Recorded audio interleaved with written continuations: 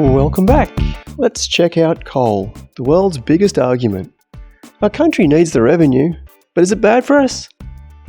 Let's break it down with some facts and look at the world's largest coal loader at Kooragang Island, Newcastle. Also, a big thank you to those that have liked and subscribed recently. I do appreciate your support. But what are the origins of coal? In 1791, escaped convicts found coal in the Newcastle area, making it the first known coal deposit in Australia. The first official coal mine, known as the Coal River, was established by convict labour under the orders of Governor King. Newcastle's first recorded coal shipment was sent to India in 1805, marking the start of Australia's coal export industry. Until the 1820s, Newcastle coal mines were worked almost entirely by convicts. The Australian Agricultural Company was granted a monopoly over Newcastle coal, thus controlling it for decades. Major destinations for Newcastle coal include Japan, China, South Korea and India. The coal industry directly and indirectly supports tens of thousands of jobs in Newcastle and the Hunter Valley.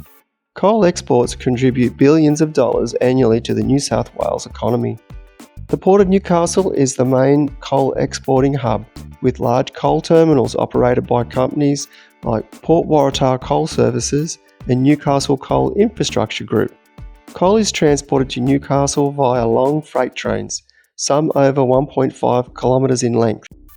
The Kooragang Coal Terminal is one of the largest coal loading facilities in the world, capable of loading ships at over 10,000 tonnes per hour.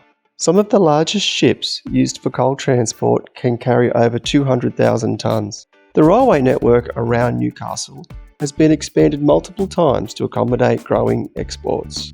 Newcastle was historically home to coal-fired power stations, but the last local plant was the BHP Steelworks power station, which closed in 1999. With global coal demand uncertain, Newcastle is exploring solar and wind energy projects. Newcastle has been a key site for climate change protests. Despite environmental concerns, Newcastle coal exports are expected to remain strong for at least another decade. Okay, so what are the favourable conditions for coal? First, coal is one of Australia's largest exports, generating billions in revenue. Currently, coal is worth $60 billion in revenue for our country. Unlike solar or wind, coal provides a constant and stable energy supply, ensuring grid reliability regardless of weather conditions.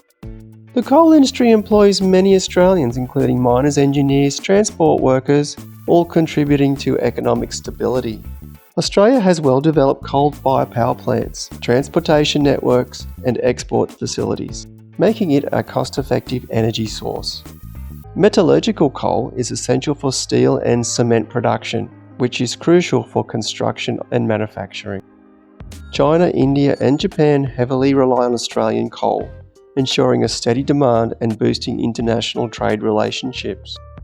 Cleaner coal technologies such as carbon capture and storage can reduce emissions, making coal more environmentally sustainable. Australia has abundant coal reserves, reducing the need to import energy and strengthens energy security. Coal also provides more energy per unit than many renewable sources, making it an efficient power generation option. Okay, here are some of the negatives of coal. Coal mining can lead to deforestation, water pollution, and habitat destruction. Burning coal releases large amounts of CO2, which may lead to climate change and possibly increase greenhouse gases. Coal mining and combustion pollutants like sulfur dioxide can cause respiratory diseases and other health issues. Mining and coal-fired power plants require significant water resources, potentially leading to shortages and contamination of rivers and groundwater.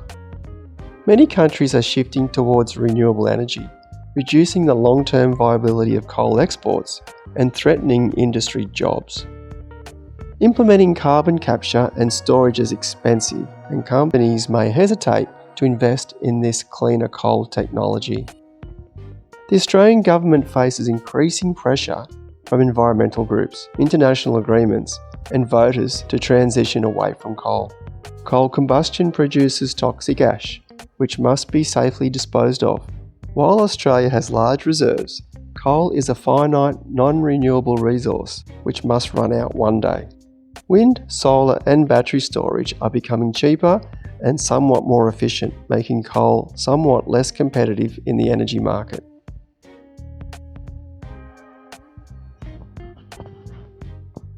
Well, I hope you found something interesting. If you did, leave it in the comments.